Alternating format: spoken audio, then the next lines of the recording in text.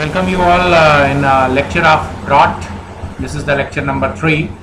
Now today's agenda of this class, we will discuss about artificial drought, equivalent evaporation, boiler efficiency and heat balance on the boilers.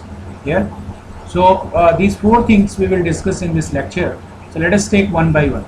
So first of all, we will discuss about artificial drought. याद करिए जो मैंने पहली class drought की consider किया था, जब मैं ड्रॉट का क्लासिफिकेशन कर रहा था तो मैंने आपको दो ड्रॉट्स बताए थे, एक नेचुरल ड्रॉट और दूसरा artificial draught. Artificial draught, natural draught को जब नेचुरल ड्रॉट के through evacuation hot fume gases का कंबस्शन चैम्बर से नहीं हो पाता है, तब हमको कुछ एक्सटर्नल एजेंसीज अप्लाई करनी पड़ती हैं। जैसे फॉर एग्जांपल फैन इंस्टॉल करना पड़ता है ताकि प्रॉपर फ्लो हो पाए। तो इसी जब हम एक्सटर्नल एजेंसी अप्लाई कर देते हैं तो उसको हम लोग आर्टिफिशियल ड्रॉट बोलते हैं। Artificial draught refers to the externally created drought employing some equipments for it. Its requirement is felt when the natural drought becomes insufficient for exhaust of the flue gases from the combustion chamber. In general, it is seen that for drought requirements being more than 40 mm of water, आपको drought का जो calculation है, drought जब मैंने calculate किया था तो मैंने कई तरीके बताए थे आपको कि आप केजीएफ पर सेंटीमीटर, केजीएफ पर मीटर स्क्वायर में या पास्कल में कैलकुलेट कर सकते हैं और एमएम ऑफ वाटर में भी कैलकुलेट किया जा सकता है।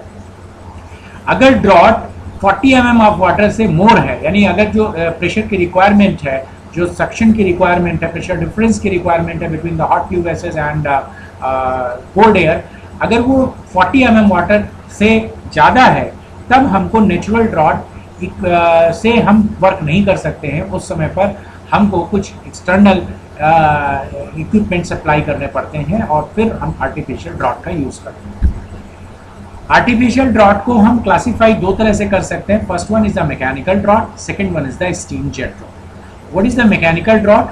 मैंने यहाँ पर ये एक स्कीमेटी आपको रखी है यहाँ पर बना के। देखिए, मैकेनिकल ड्रॉट का मतलब है कि आप अगर कोई भी फैन इंस्टॉल करते हैं, किसी भी तरह का फैन इंस्टॉल करते हैं तो उसको मैकेनिकल ड्रॉट करते हैं। स्टीम जेट ड्रॉट का थोड़ा कॉन्सेप्ट अलग होता है, वो मैं बाद में डिस्कस करता हूँ। पहले मैकेनिकल ड्रॉट के बारे में डिस्कशन करते हैं। मैकेनिकल ड्रॉट को अगर आप यहाँ पर देखेंगे तो मैकेनिकल ड्रॉट को फर्दर 3 पार्ट्स में कैटेगराइज किया गया है: force draught, induced draught and balance draught. So first one is what is force draught. Force draught, आप इसकी असेंबली अगर देख रहे हैं, ये है बॉयलर यूनिट, ये है आपका चिमनी या स्टैक कह सकते हैं। तो ये जो बॉयलर है, ब्लोअर जो है, ब्लोअर कहें या एक फैन कहें, तो आप देखिए इस बॉयलर यूनिट के पहले लगाया गया। यानी ये क्या करेगा, ये एयर को यहाँ से इंटेक करेगा, यहाँ से एयर, फ्रेश एयर इंटेक होगी और इस एयर को फोर्सफुली ये कहाँ पर इंसर्ट करा रहा है, बॉयलर की फर्नेस में, जहाँ पर कंबस्शन प्रोडक्ट हो रहा है। तो उसकी वजह से यहाँ पर जो प्रेशर होगा वो प्रेशर इंक्रीज होगा, प्रेशर इंक्रीज होगा। इस जगह पर आप देखेंगे कि प्रेशर कम होगा, तो इसकी वजह से यहाँ से आपका जो कंबस्शन प्रोडक्ट है वो चिमनी के थ्रू बाहर निकलेगा। आप यहाँ पर अगर इस जगह पर आप खड़े होकर देख रहे हैं एज ऑब्जर्वर, तो आपके लिए जो फ्रेश एयर का ब्लो है, वो फ्रेश एयर का ब्लो फोर्सफुली आ रहा है। That's why this called the force draught. Induced draught में देखिए क्या किया, इंड्यूस्ड ड्रॉट में जो ब्लोअर है उसको हमने बॉयलर यूनिट और स्टैक के बीच में लगाया। तो अगर आप इंड्यूस्ड ड्रॉट के लिए देखेंगे तो यहाँ पर लगाने से क्या हुआ कि फैन फोर्सफुली यहाँ से ये जो कंबस्टिबल प्रोडक्ट है, इसके लिए अगर आप यहाँ पर खड़े होकर देख रहे हैं इसको, तो यहाँ पर खड़े होकर देखेंगे तो कंबस्टिबल प्रोडक्ट या फ्लू गैसेस के लिए ये क्या फैन किस तरह से होगा, फोर्स ड्रॉट के लिए।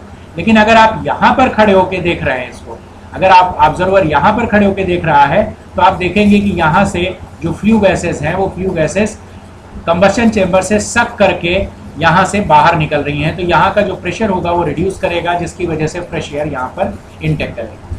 ये है इंड्यूस्ड ड्रॉट। बैलेंस ड्रॉट की जरूरत क्या पड़ती है, कभी कभी क्या होता है कि आपको फोर्स ड्रॉट की वजह से फ्लू गैसेस हो सकता है कि जो फ्लेम्स हैं वो भी यहाँ से बाहर निकल रही हैं, या इंड्यूस्ड ड्रॉट के लिए हो सकता है कि यहाँ से फ्लेम बाहर निकल रही है।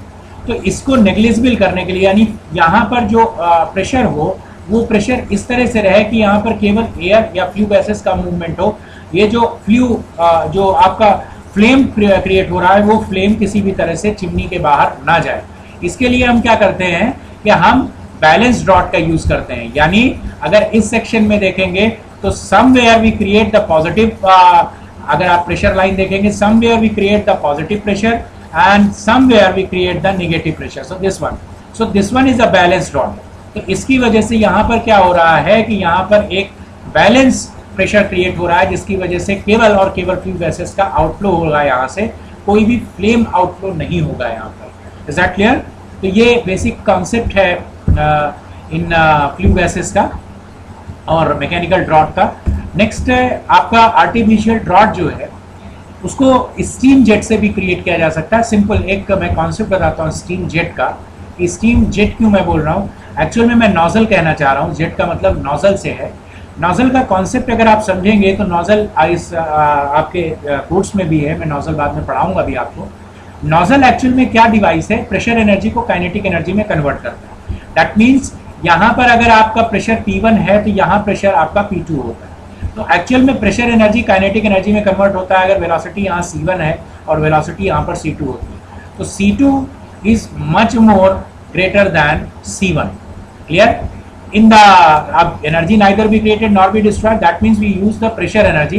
So here pressure at exit is much more less than P1. That means कि आप इस एरेना पर देखोगे, एग्जिट एरेना पर देखोगे तो this pressure sometimes this pressure is as lower as atmospheric pressure। Atmospheric pressure से भी नीचे प्रेशर यहाँ पर क्रिएट किया जा सकता है। अगर आप ऐसा क्रिएट करते हैं तो आप देखेंगे कि इसके आसपास जो भी गैसेस है वो गैसेस ऑटोमेटिकली इस एरेना पर सक हो जाएगी। तो अगर आप देखें तो ये एक सक्शन पंप की तरह एक्ट करेगा as a exit of the nozzle. इसी कॉन्सेप्ट को हमने यूज किया है फोर्स और ड्रॉट बनाने के लिए। तो देखिए एक ये यहाँ पर स्कीमेटिक बनी हुई है, इस स्कीमेटिक से आप समझिए। दिस फर्स्ट वन इज, इसको आप समझिए पहले फोर्स ड्रॉट। फोर्स ड्रॉट में अगर आप देखें कि एक बॉयलर है, जनरली ये वहीं पर इंस्टॉल किया जाएगा जहाँ पर स्टीम की अवेलेबिलिटी होगी। ये एक बॉयलर है और ये फर्नेस है। हमने क्या किया, स्टीम जेट को यहाँ पर हमने इंस्टॉल किया। स्टीम जेट में जो स्टीम आ रही है वो हमने यहाँ से बॉयलर से ब्लीड करा लिया। Is that clear? तो अगर आप इससे ब्लीड करा रहे हैं तो इस एरिया में आप देखें, इस एरिया में यहाँ पर सक्शन क्रिएट होगा जिसकी वजह से फ्लू गैसेस आपकी ऑटोमेटिकली फर्नेस में आएंगी और इस फर्नेस से एटमॉस्फेयर में चली जाएंगी। ये बात समझ में आई होगी। इंड्यूस में आप देखिए क्या किया, इंड्यूस में हमने यहाँ पर इसको इंस्टॉल किया है। इसकी वजह से क्या होगा इंड्यूस में कि आप ये जो फर्नेस आपने इंस्टॉल किया, ये जो यहाँ पर जो एयर का इंटेक है इस फर्नेस के अंदर, यहाँ पर इस एयर का इंटेक इंक्रीज होगा जिसकी वजह से यहाँ पर प्रेशर इंक्रीज होगा और उस प्रेशर के इंक्रीज होने की वजह से आपकी जो फ्लू गैसेस हैं वो फ्लू गैसेस इस फर्नेस में आएंगी और इस फर्नेस के थ्रू बाहर चली जाएंगी। दोनों ही में डिफरेंस देखिए, यहाँ पर सक्शन क्रिएट किया जा रहा है, यहाँ पर फोर्सफुली फ्लू गैसेस को बाहर भेजा जा रहा है। Is that clear? तो इन दोनों कॉन्सेप्ट में आप इंड्यूस्ड और फोर्स का कॉन्सेप्ट समझे होंगे। वर्क ड्रॉट का सिंपल ये है कि हमको प्रॉपर कंबशन जो मैकेनिज्म है उसके लिए प्रॉपर फ्लू गैसेस का आउटफ्लो होता रहे और आपका फ्रेश एयर का इंटेक होता है, वो हम इन दो मेथड से कर सकते हैं। नेक्स्ट डिस्कस करते हैं, and this is very important concept, equivalent evaporation. Basically what is इसकी जो डेफिनेशन है वो थोड़ी सी क्रूशियल है, उसको समझते हैं इक्विवेलेंट इवेपोरेशन क्या है। This is the parameter, basically this is the parameter. So for example if you want to buy boiler from the market, तो आप बॉयलर को परचेज करने के लिए उसके कुछ पैरामीटर्स की रिक्वायरमेंट होती है। तो उन्हीं में से एक पैरामीटर है इक्विवेलेंट इवेपोरेशन। एक बॉयलर का इक्विवेलेंट इवेपोरेशन अगर ज़्यादा है एज कम्पेयर टू दूसरे बॉयलर से, तो वो बॉयलर ज़्यादा अच्छा है। क्या कॉन्सेप्ट है इस इक्विवेलेंट इवेपोरेशन का? देखिए, for comparing one boiler with other, अगर आप इसको कंपेयर करते हो तो कई पैरामीटर्स हैं, जैसे उसका अरेंजमेंट पे कंपेयर कर सकते हो, इफिशियंसी पे कंपेयर कर सकते हो, स्टीम जनरेशन रेट पे कंपेयर कर सकते हो, स्टीम कंडीशन पर कंपेयर कर सकते हो, टाइप ऑफ फ्यूल यूज पे कर सकते हो, फायरिंग मेथड पे कर सकते हो, एंड ड्रॉट, कैसा ड्रॉट उसमें लगा हुआ। लेकिन ये जितने भी पैरामीटर हैं ये can not be considered as they are independent. ये इंडिपेंडेंट नहीं है। Say for example efficiency is dependent on the steam generation rate, यानी अगर इफिशियंसी आपको लिखनी है तो आपको स्टीम जनरेशन रेट बताना हो। Is that clear? या स्टीम कंडीशन आपको बतानी होगी कि वेट स्टीम प्रोड्यूस करता है कि ड्राई स्टीम प्रोड्यूस करता है कि सुपर हीटेड स्टीम प्रोड्यूस करता है, और उसी पे स्टीम जनरेशन रेट डिपेंड करता है, उसी पे एफिशिएंसी डिपेंड करता है. That means these parameters are interconnected to each other. So ये these are not interdependent. So therefore, for comparing the capacity of the boiler working at a different pressures, temperatures, different final steam conditions, etc., we require a common parameter, and this common parameter is known as the equivalent evaporation. Clear? What is the definition? So इसकी definition पहले मैं पढ़ देता हूँ, फिर मैं समझाता हूँ इसको कि क्या है definition का मतलब. Equivalent evaporation refers to the quantity of dry saturated steam generated per unit time from feed water at 100 degrees centigrade to steam at 100 degrees centigrade at the saturation pressure condition to 100 degrees centigrade. Sometimes it is called the equivalent evaporation from and at 100 degrees centigrade. अब देखिए इसका concept समझिए, ये है क्या. Basically अगर आपको pure substance का कॉन्सेप्ट पता है तो मैं एक छोटा सा टीएस डायग्राम प्योर सब्सटेंस का बना के दिखाता हूँ आपको. This is the TS diagram and this one is the dome. Say for example मैं यहाँ पर एक जो टेम्परेचर कंसीडर कर रहा हूँ, this temperature is 100 degree centigrade, और यहाँ जो ये प्रेशर लाइन है, sorry, this pressure line is 1 atmosphere. This is the 1 atm. Here 1 atm. So ये आपका जो है this one is the HF. Clear? This one is the HF and this one is the HG. Here, and this difference between these two is known as the latent heat, HFG. HFG. अब जरा definition दोबारा पढ़िए. Equivalent evaporation refers to the quantity of dry saturated steam generated per unit time from feed water 100 degree centigrade. कितनी steam 100 degree centigrade से 100 degree centigrade dry saturated steam में convert हो रही है. Clear? 100 degree centigrade at saturated process corresponding to 100 degree centigrade is known as the equivalent evaporation. ये बात समझ में आई? Sometimes it is also called the equivalent evaporation at or 100 degree centigrade. Basically, this one is ME. Say this one, ये जो dry saturated steam calculate की जा रही है, जो मास जनरेट हो रहा है पर सेकेंड जनरेट हो रहा है या पर आर जनरेट हो रहा है, depends upon the boiler unit. ये यूनिट टाइम में इसीलिए ले रहा हूँ कि जिस भी स्पीड में आपका स्टीम जनरेशन हो रहा है, तो एमई को अगर मैं मल्टीप्लाई करूँ 1 एटमॉस्फेयर एंड 100 डिग्री सेंटीग्रेड की HFG से, स्टैंडर्ड वैल्यू स्टीम टेबल पर आप देख सकते हैं, this value is 2257. Clear? This must be equal to the actual value. Actual क्या है? जनरली 1 एटमॉस्फेयर पर 100 डिग्री सेंटीग्रेड पर हमेशा बॉयलर वर्क नहीं करेंगे या ड्राई सेचुरेटेड स्टीम नहीं बनेगी. एक्चुअल में स्टीम कितनी बन रही है? क्लियर? एक्चुअल में स्टीम कितनी बन रही है और उसमें एंथैल्पी कितनी आ रही है. से फॉर एग्जांपल इसको कोई 2 एटमॉस्फेयर पर कंसीडर कर रहा है, तो 2 एटमॉस्फेयर पर उसकी HF की वैल्यू क्या है और HG की वैल्यू क्या है? HG minus HF. Clear? at actual condition, at actual clear, at actual condition कितनी मास ऑफ स्टीम बन रही है और उस समय पर उस टेम्परेचर प्रेशर पर HG की वैल्यू क्या है, HF की वैल्यू क्या है. तो यहाँ से हमको इक्विवेलेंट इवापोरेशन निकल के आएगा, और यही चीज़ मैंने यहाँ पर देखिए डिफाइन की है. Equivalent evaporation is equal to, ये ME था, ये 2257 वैल्यू है, mass of steam generated per R अगर आप कैलकुलेट करें तो इक्विवेलेंट इवापोरेशन जो आएगा वो आएगा आपका पर आर, यानी किलोग्राम पर आर पे आएगा. Heat supply to generated steam in the boiler actual condition पर कितनी है, इसी को मैं आगे यहाँ पर डिनोट कर रहा हूँ. Heat supplied for the generation from 100 degree centigrade for water to 100 degree centigrade of respective saturation pressure is, जो HFG की वैल्यू है किलो कैलोरी में कितनी होती है, 539. Clear? And kilo joule per kilogram में कितनी वैल्यू होगी, 2257 किलो जूल पर किलोग्राम. हम लोग 2257 यूज करेंगे. सो इक्विवेलेंट इवापोरेशन किलोग्राम पर किलोग्राम ऑफ फ्यूल, किलोग्राम पर किलोग्राम ऑफ फ्यूल के लिए इसको भी मैं बता देता हूँ.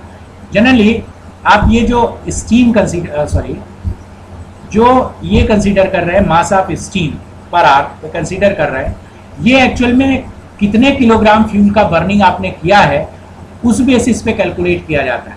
से फॉर एग्जांपल अगर आपसे कोई कहता है कि आपको 500 किलोग्राम पर आर का जो रेट है मास ऑफ फ्यूल का है, मास ऑफ फ्यूल का रेट है, और इसमें जो मास ऑफ स्टीम प्रोड्यूस हो रही है वो मास ऑफ स्टीम प्रोड्यूस हो रही है 2500 किलोग्राम पर आर, किलोग्राम पर आर की आपको मास ऑफ स्टीम प्रोड्यूस हो रही है।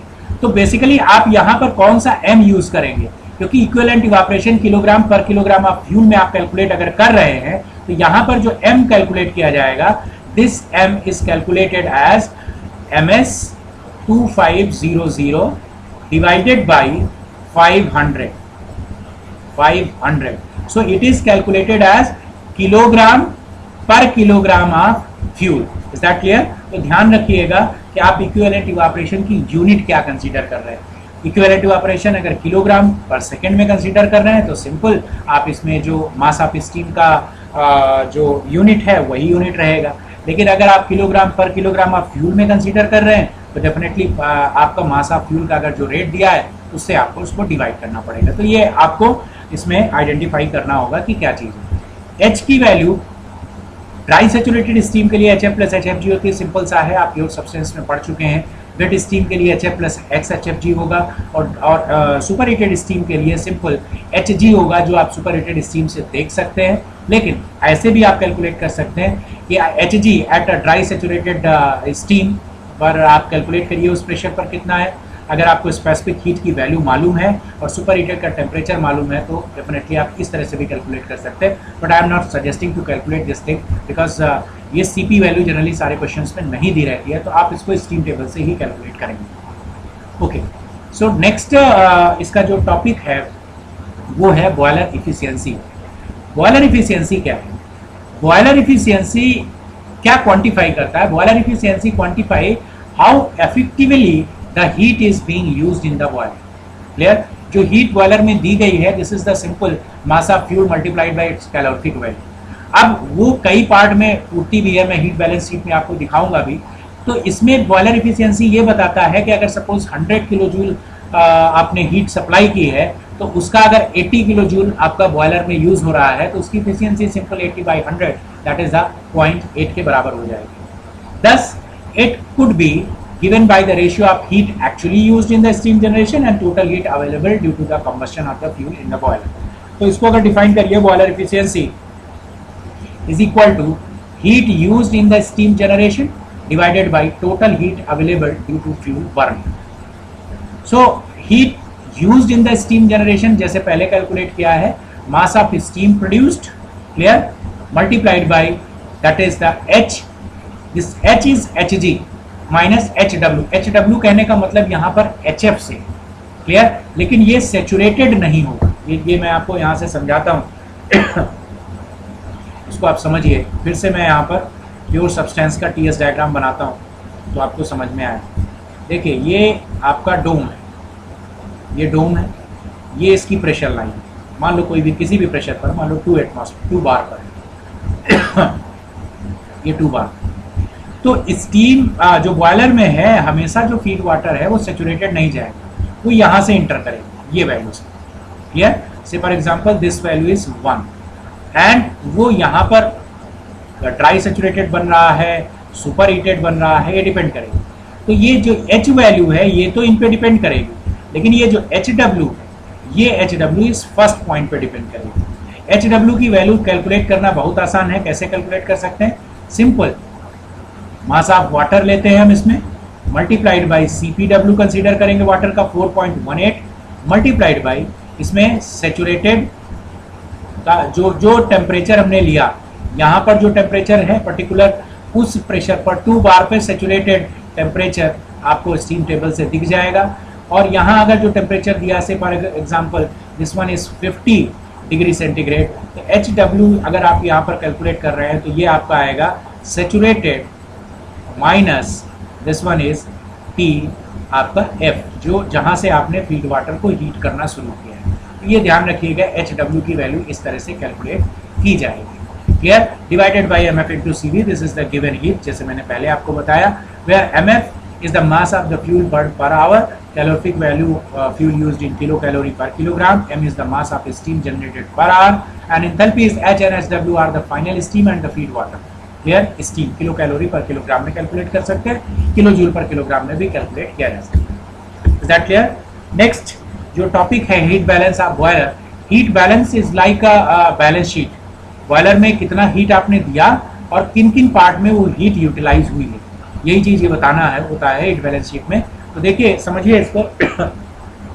जो टोटल हीट इसको सप्लाई की गई है, this is the MF into C. Clear?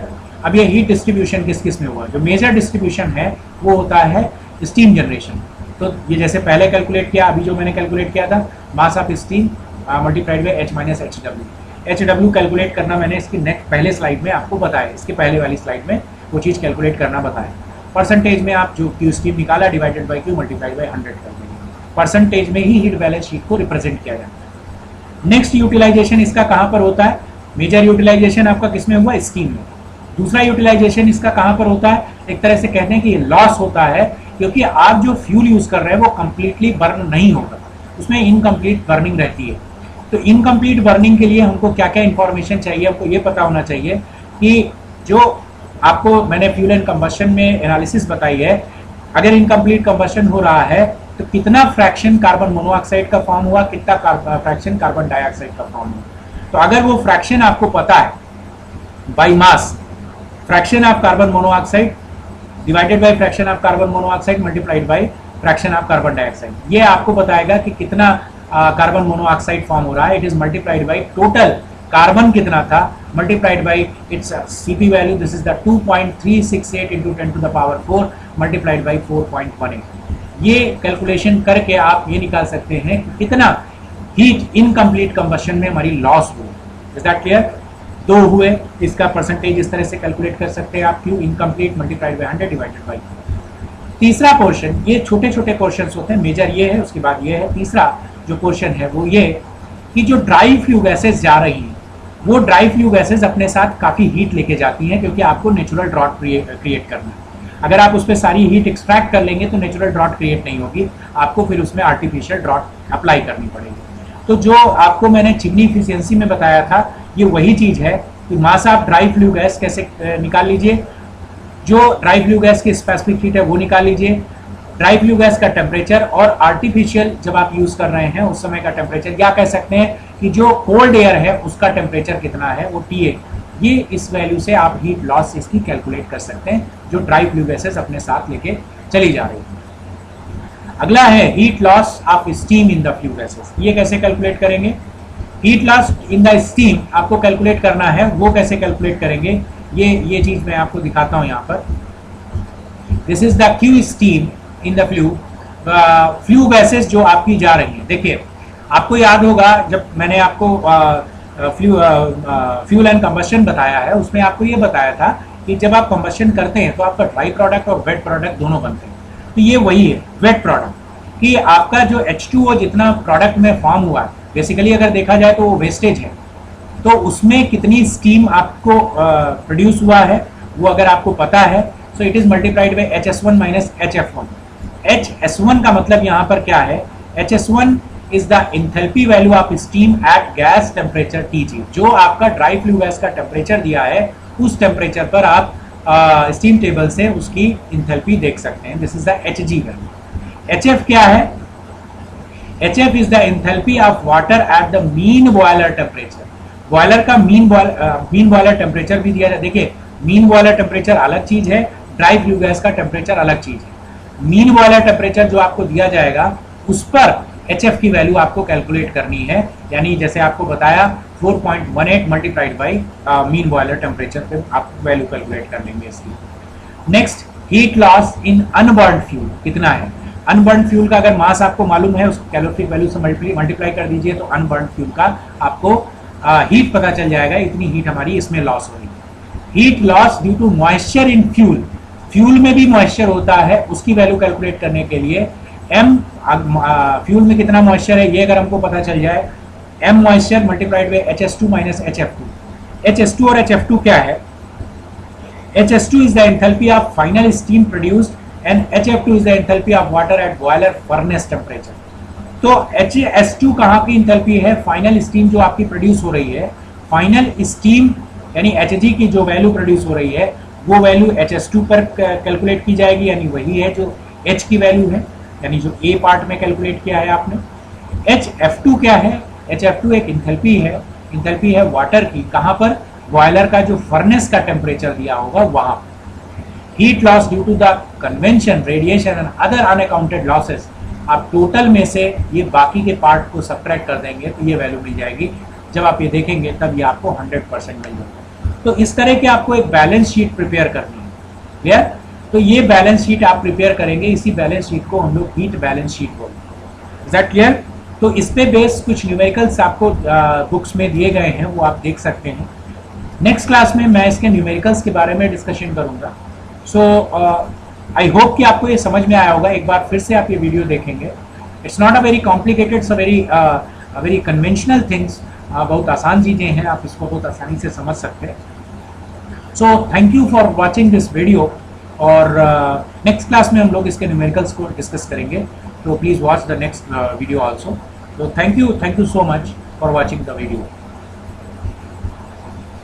Thank you so much.